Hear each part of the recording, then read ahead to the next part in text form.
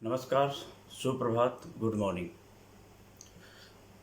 मैं सीए कृष्ण कुमार बरनवाल आज आपको एक बड़े ही रेलेवेंट टॉपिक पे डिस्कशन करने जा रहा हूँ और वो टॉपिक है ITR 1 under income tax act.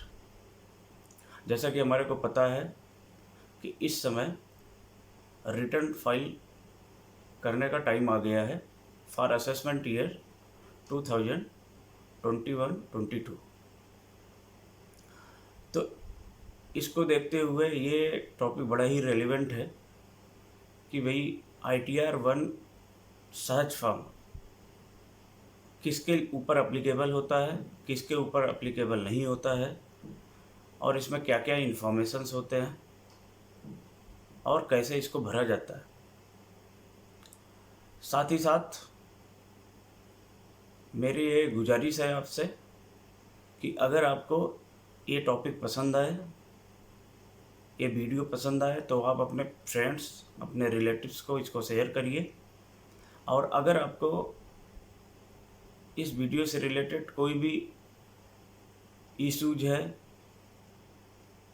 कोई पॉइंट नहीं समझ में आता है तो हमारे वीडियो के कमेंट बॉक्स में, हमारे चैनल के कमेंट बॉक्स में जाके वहाँ पे इसको रेज करिए और हमारी पूरी कोशिश होगी कि इसको रिजॉल्व किया जाए आपके इश्यूज को। तो चलिए हम शुरू करते हैं ITR 1 सहज फॉर्म।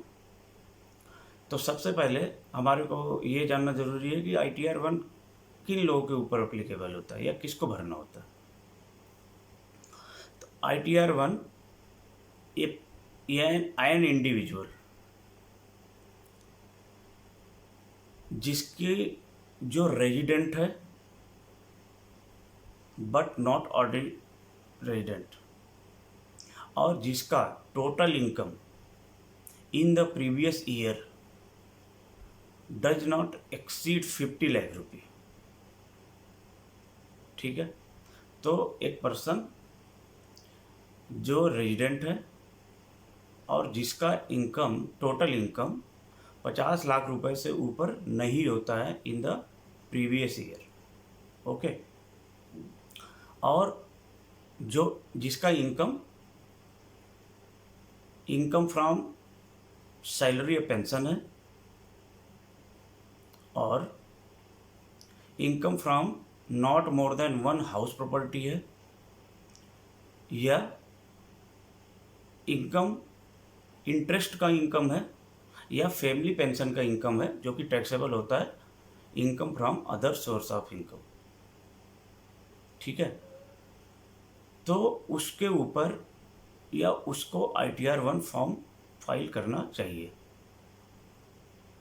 इसमें आगे बताता है कि अगर आपका क्लबिंग ऑफ इनकम हो रहा है, और क्लबिंग ऑफ इनकम क्या होता है, माइनर चाइल्ड स्पाउस का इनकम भी आपके इनकम में ऐड हो रहा है due to other provisions of the income tax act, तो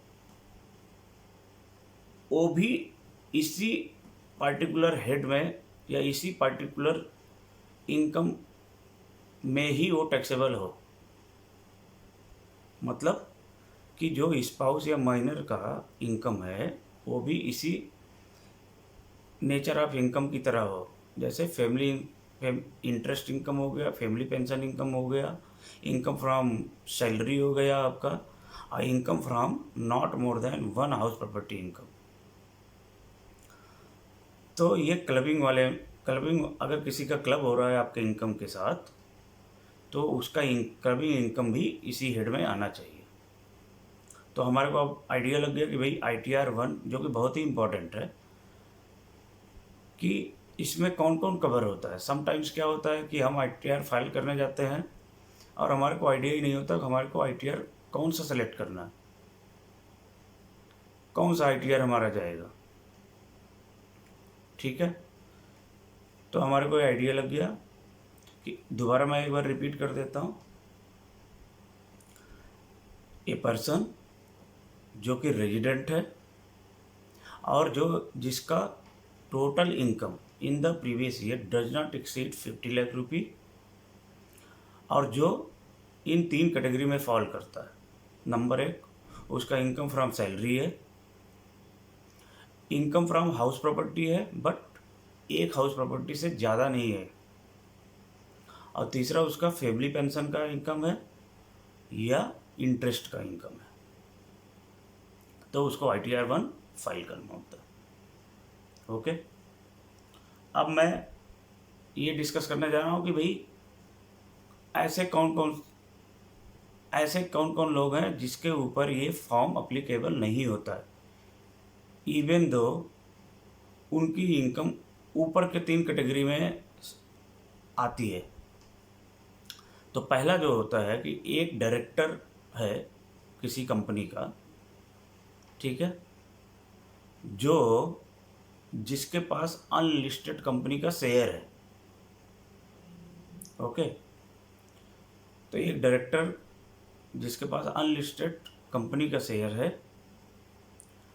और वो कोई अकाउंट है जो कि आउटसाइड इंडिया लोकेट कर रहा है और उसका ऑथराइज सिग्नेटरी है। ओके, या उसकी कोई एसेट्स है जो कि आउटसाइड इंडिया लोकेट करती है, तो वो पर्सन ITR 1 फाइल नहीं कर सकता है। ओके, दूसरा कि आपका कोई सोर्स ऑफ इनकम है जो कि आउटसाइड इंडिया है, तो वो भी नहीं फाइल कर सकता। और आपका कोई डेफर्ड टैक्स ऑन ESOP है, ESOP, ओके, तो तब भी आप ITR 1 फाइल नहीं कर सकते। तो बेसिकली ये है कि अगर आपका कोई इनकम, सोर्स ऑफ इनकम या कोई एसेट्स या कोई बैंक अकाउंट है जिसके साइनिंग अथॉरिटी आप हैं, ये आउटसाइड इंडिया लोकेट कर रहे हैं, तो आप ITR 1 नहीं भर सकते हैं। ठीक है, अच्छा, फिर उसके बाद आगे आता है कि भाई अगर एक पर्सन का सोर्स ऑफ इनकम जो है वो इनकम फ्रॉम PGBP है, ठीक है, या कैपिटल गेन का इनकम है उसका, या मोर देन 1 हाउस प्रॉपर्टी का इनकम है उसका, ठीक है, तो इन केस में भी आप ITR 1 नहीं फाइल कर सकते हैं। जैसा कि मैंने पहले ही बताया था, ITR 1 आप 3 केस में ही फाइल कर रहे हैं, जबकि आपका सैलरी इनकम है, दूसरा आपका हाउस प्रॉपर्टी का इनकम है बट 1 हाउस प्रॉपर्टी का इनकम है, और तीसरा आपका फैमिली पेंशन है या इंटरेस्ट का इनकम है। इसी तीन कैटेगरी के इनकम में ही, 3 सोर्स ऑफ इनकम के केस में ही आप ITR 1 सेलेक्ट करेंगे और फाइल करेंगे। इसके अलावा अगर कोई और नेचर ऑफ इनकम आपका है, और उसमें क्या आ सकता है, आपका कैपिटल गेन का इनकम हो सकता है, income from more than 1 house property हो सकता है, या income from business and profession हो सकता है, तो इन सारे केस में आप ITR 1 फाइल नहीं कर सकते हैं। इसके अलावा अदर सोर्स ऑफ इनकम में विनिंग फ्रॉम लॉटरी अगर आपका है, maintaining and running horse races है आपका, income from maintaining and running horse races, winning from lottery, और income taxable under special head under section 115B EE, तो इन सारे case में आप ITR 1 नहीं सेलेक्ट कर सकते हैं और नहीं फाइल कर सकते। उसके बाद आपका आता है कि अगर आपकी एग्रीकल्चर इनकम है जो कि 5,000 रुपये से ऊपर है, क्योंकि जैसा कि हमारे को पता है कि एग्रीकल्चर इनकम के केस में अप टू 5,000 वो नॉन टैक्सेबल होता है, एग्जेम्प्टेड होता है।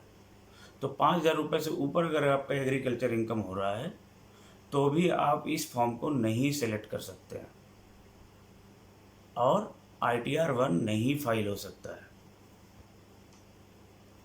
ठीक है सर। अच्छा, इसके अलावा अगर आपका कैरी कोई लॉस है जो कि कैपिटल गेन का लॉस है, हाउस प्रॉपर्टी का कैरी फॉरवर्ड या ब्रॉड फॉरवर्ड लॉसेज है, okay, loss under income from other source है, तो इन केस में भी आप ITR 1 नहीं फाइल कर सकते हैं, ओके। उसके बाद एक बड़ा इम्पोर्टेंट चीज़ आपको ये भी बताना है मुझे कि समटाइम्स बहुत सारे क्लाइंट हमारे से ये भी पूछते हैं कि सर ITR के साथ साथ और क्या क्या डॉक्यूमेंट आपको चाहिए जो ITR के साथ भेजना है हमारे को। तो मैं यहाँ पे क्लियर कर देना चाहता हूँ कि आज के डेट में पेपरलेस ITR फाइलिंग हो गई है, मतलब ऑनलाइन ITR भरी जाती है जहाँ पे कोई भी अटैचमेंट नहीं जाता है। तो इस ITR के साथ कोई भी अटैचमेंट आपका नहीं जाएगा, ये आपको क्लैरिटी होनी चाहिए। और लास्ट में मैं आपको ये बताना चाहता हूँ कि प्रीवियस ईयर के ITR से और इस साल की जो ITR आई हुई है, ITR 1 सर्च फॉर्म, उसमें मेनली क्या डिफरेंस है। तो पहला तो इसमें जो जैसा कि फाइनेंस एक्ट 2020 में एक नया सेक्शन आया हुआ था जिसमें ये न्यू टैक्स रिजीम इंट्रोड्यूस किया गया था, जहाँ पे ये ऑप्शन दिया गया था कि इधर आप ओल्ड टैक्स रिजीम में हो सकते हैं जहाँ पे टैक्स स्लैब डिफरेंट है, या न्यू टैक्स रिजीम में आ सकते हैं जहाँ पे टैक्स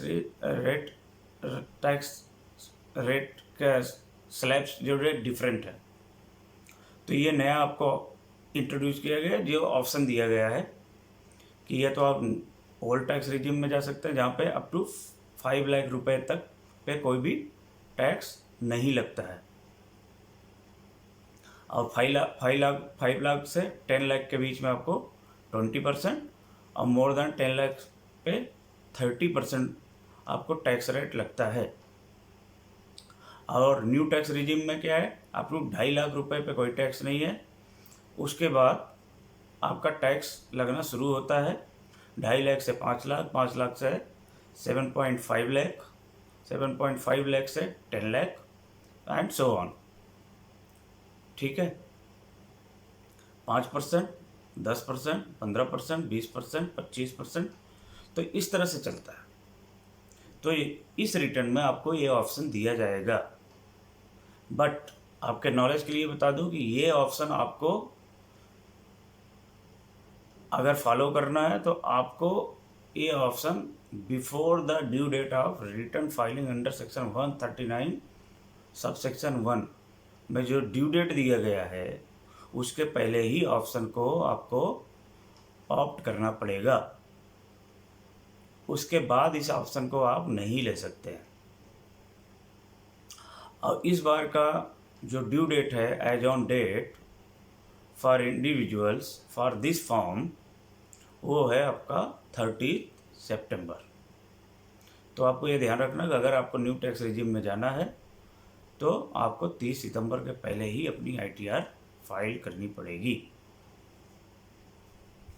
इसके बाद इसमें यह भी है कि भाई अगर किसी का TDS 194N सेक्शन में कटा हुआ है तो वो पर्सन भी इस ITR को नहीं भर सकता है। अब 194N क्या है, ये है कि अगर आपका कैश विड्रॉल होता है more than 1 crore in previous financial year, तो आपको वो आपका TDS कटता है। अंडर सेक्शन 194N में। तो उस केस में भी आप इस ITR को नहीं सेलेक्ट कर सकते, नहीं फाइल कर सकते। और इसमें फाइनेंस एक्ट 2020 में एक अमेंडमेंट भी आया था जिसमें ये बोला गया था कि अगर आप लास्ट 3 इयर्स का ITR नहीं भरते हैं और आपकी कैश विड्रॉवल 20 लाख से ऊपर हो जाती है तो आपका TDS 2% के रेट से कटेगा अंडर सेक्शन 194N। तो उस केस में भी आप इस ITR को नहीं सेलेक्ट कर सकते हैं। और इसमें एक चेंजेस जो हो रहा है कि DI शेड्यूल रिमूव कर दिया गया है। तो ये मेजर चेंजेस थे जो पिछले साल के ITR 1 और इस साल के ITR 1 में डिफरेंस है। दोस्तों, इस तरह आज का टॉपिक मैं एंड करता हूँ और मैं आशा करता हूँ कि आपको ये वीडियो अच्छा लगेगा और इन्फॉर्मेशन आपके लिए वैल्यूएबल होगा। और मैं पुनः गुजारिश करता हूँ कि आप अपने इस वीडियो को आप अपने फ्रेंड्स, अपने रिलेटिव को भी शेयर कर सकते हैं। और आपको अगर कोई क्वेरी है इस वीडियो के टॉपिक से लेके या कोई अदर टॉपिक पे भी जो हमारे फील्ड से रिलेटेड है, तो आप अपनी क्वेरी कमेंट बॉक्स में जाके रेज कर सकते हैं और मेरी पूरी कोशिश होगी कि आपके क्वेरी को रिजॉल्व किया जाए।